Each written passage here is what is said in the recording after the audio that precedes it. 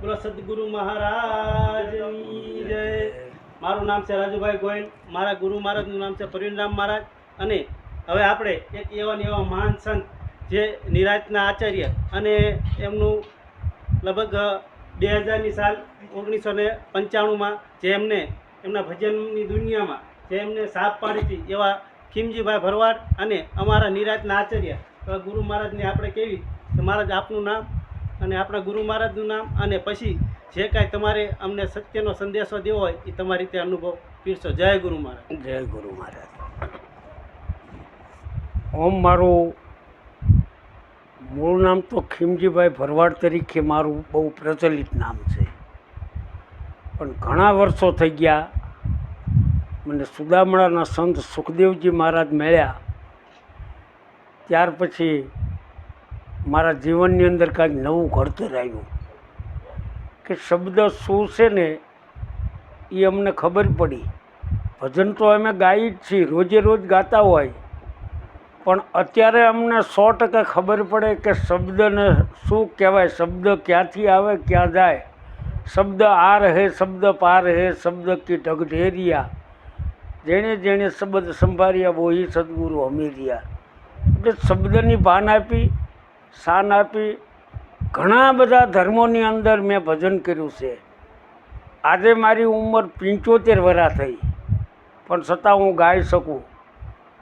બીજું આમાં આવવાનું કારણ એક જ કે આ ધર્મ ઉલટાવી નાખવી છે એમ કૃષ્ણનો, રામનો, સનાતનનો એવું નથી, પણ વધારે આગળ એક સ્ટેપ બાય સ્ટેપ લેતા સદગુરુ અમને મળી ગયા એટલે નામ રૂપ ને ગુણનું અમને ભાન કરાવ્યું.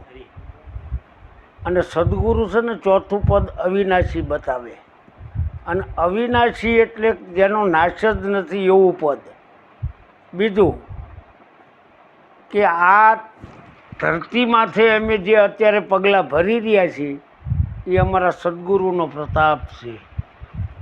અમે દરેક સંતોને માનીએ છીએ, દશનામને માનીએ, રામ ભક્તોને માનીએ, કૃષ્ણને માનીએ, માતાજીને માનીએ, પણ અમને સાચું જ્ઞાન, 5મો વેદ અને 10મી ભક્તિની જ્ઞાન અમને અમારા સદગુરુ મહારાજ સુખદેવજી મહારાજે કરાવ્યું છે. 4 વેદ તો છે એની માથે અમારા સદગુરુ મહારાજે. અને ભજનની અંદર એક કડી લખી છે, ખારા રે સમુદરિયામાં મીઠી એક વીરડી.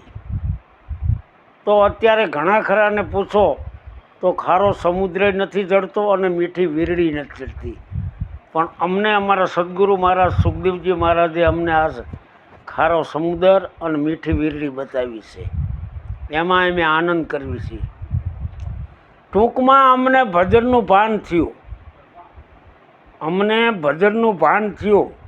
નકરું ગાવાથી જો ભાન થતું હોય તો એવી વસ્તુ નથી, પણ શબ્દની ચોટ ન લાગે ને ત્યાં સુધી ખબર ન પડે. મૃત્યુ તો માણસની માથે છે ને છે જ, પણ કેવું મરવું એ સદગુરુ મહારાજ શીખવે છે. એ કેવું જીવવું એ સદગુરુ મહારાજ શીખવે છે. એટલે સદગુરુ જ્યાં સુધી નહીં થાય ને ત્યાં સુધી માણસ તો ઉદ્ધાર નથી. અને ગમે એટલા જન્મ તમે લઈ લ્યો, 84 લાખ યોનિની અંદર ફરો, પણ સદગુરુની જરૂર છે.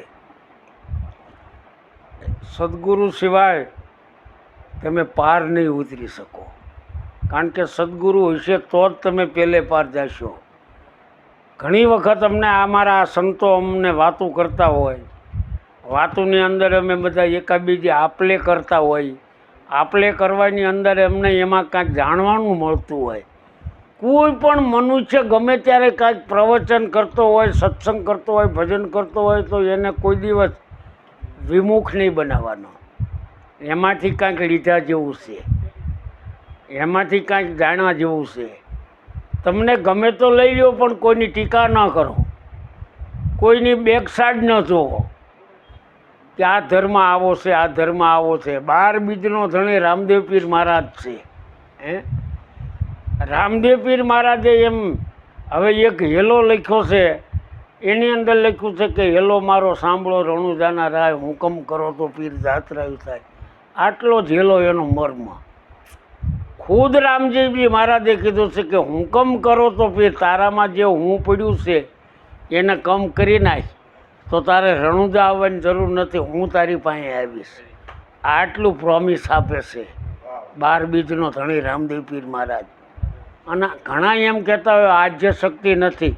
અરે આદ્ય શક્તિ તારી પાસે ન હોય તો તું એક પગ ભરી ન હોય. પૃથ્વી ઉપર હાલવાની તારી કોઈ તાકાત જ નથી, પણ તે ઓળખી નથી.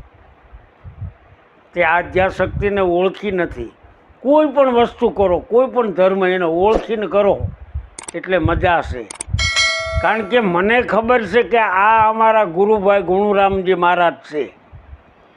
પણ મને કોને કીધું? મને કીધું કોને? મારા સદગુરુ મહારાજે મને કીધું કે આ ગુણુરામજી મહારાજ છે, આ તમારા ગુરુભાઈ છે.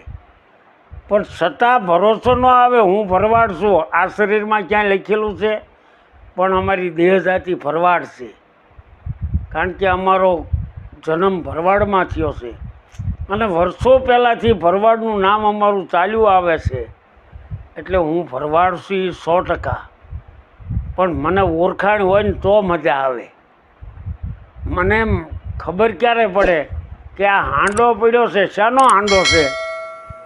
કે ભાઈ પિત્તળનો છે કે સ્ટીલનો છે કે ત્રાંબાનો છે કે લોખંડનો છે? ખબર પડવી જોઈએ કે આ ત્રાંબાનો હાંડો છે, આમાં પાણી ભરાય, પાણી ભરીને બીજાને પવાય. એમ આ સત્સંગ છે ને, એમ તમને તમારા સદગુરુએ આપ્યો ને તો આ હાંડા જેવું જ છે. બીજાને પાતા શીખો, બીજાને આપતા શીખો. બાકી હું એમ કહું કે હું હવે ગુરુ થઈ ગયો ને આચાર્ય બની ગયો ને હવે મારે કોઈની જરૂર નથી, આ વસ્તુ હાવ ખોટી પડે છે. આમાં તો નિર્મળ રહેવું જોઈએ. ત્યારે ગંગા સતી પાનબાઈએ કીધું કે ભજની પુરુષે બેપરવાહી રહેવું. ભજની પુરુષે બેપરવાહી રહેવું. કોઈની જરૂર નથી ભજની પુરુષે, પણ ભજની હોય તો. બાકી બજાર વસાળે ઊભો ઊભો ગાતો હોય ને એમ ક્યાંક હવે ભજન આવડી ગયો, હવે મારે કોઈની જરૂર નથી, તો ન્યા મારો નાથ ન આવે. નરસિંહ મહેતાના 52 કામ કરી ગયો. પણ મિત્રો વિચાર કરો કે તમારું એક પણ કામ કરવા નથી આવ્યો. નરસિંહ મહેતાના 52 કામ કરી ગયો તો તમારું એક કામ કરવા તો આવવું જોઈએ ને. આને ભજન કહેવાય. ન કે એ કરતાલું લઈને ઠેકડા જ માર્યા છે. ભજન શું એ એમને ખબર નહોતી. કોઈકે પ્રશ્ન કર્યો કે તમારો દીકરો ગુજરી ગયો, ઠેકડા મારવા માંડ્યા. અરે મહેતાજી તમારો દીકરો ગુજરી ગયો તો વધારે ઠેકડા મારવા માંડ્યા. અને પછી કીધું કે તમારો એકનો એક દીકરો ગુજરી ગયો, એ કે એ ગુજરી નથી ગયો, જેનો હતો એનો લઈ ગયો છે. અને એ કદાચ એવો વાય થયો તો આ નરસિંહ મહેતાના 52 કામ નહીં એકય ન થાત. એટલે જેનો હતો એનો. એટલે મારું છે ને એમાં મન લાગ્યું ને એ મોટું દુઃખ છે. આ મારું છે, મારું શબ્દ આવ્યો ને એમાં મોટું દુઃખ છે. એટલે મારું કાંઈ છે નહીં. એવી રીતે માયાને મિથ્યા કરો એટલે ત્યાં રૂપિયાને જે દેખાય છે એ બધી માયા છે. જે દેખાય છે એ માયા છે. એનેથી પર રહો. આ મારું છે, આ મારું છે એ મૂકી દો. તારું કાંઈ છે નહીં. સિકંદર જેવો સિકંદર જતો રહ્યો, એ કાંઈ નથી લઈ ગયો ને તું શું લઈ જવાનો? તને તારું ભજન સારું હોય છે તો આ જમીનની માથે તને 5 ફૂટ જગ્યા મળશે. નહીંતર આંટા ફેરાના આશીર્વાદ કર અને ભજન ગા અને મોજ કર. અમારા સદગુરુ મહારાજ સુખદેવ બાપાની હું ખૂબ ખૂબ ઋણી છું. જન્મો જન્મ સુધી હું મારા ગુરુભાઈઓનું અને મારા ગુરુ મહારાજનો ઋણી છું કે આ વસ્તુ મને પ્રાપ્ત થઈ. એટલે મને અહમ આવ્યો છે એવું નહીં, પણ મને મારા દેહની ભાન થઈ.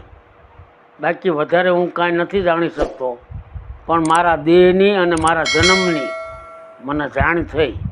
ખબર પડી કે દેહ શું છે, કોણ કોની આરતી કરે છે, કોણ કોનું ભજન કરે છે. એ બધું મને મારા સદગુરુ મહારાજે બતાવ્યું કે આરતી કોની તમે કરો છો. એ સદગુરુ મહારાજે અમને બતાવ્યું છે. બોલો સુખદેવ બાપા ગોદડિયાની જય. બોલો સદગુરુ મહારાજ. રાખો રાખો ભલે. ફોટો પાડવાનો તો ઘડી કહેવાય નહીં.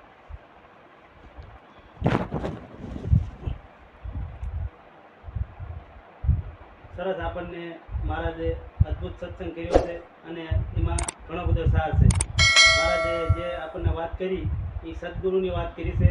આપણે જરાક દિલથી સાંભળીએ તો આપણને ખ્યાલ આવે. બોલો સદગુરુ મહારાજની જય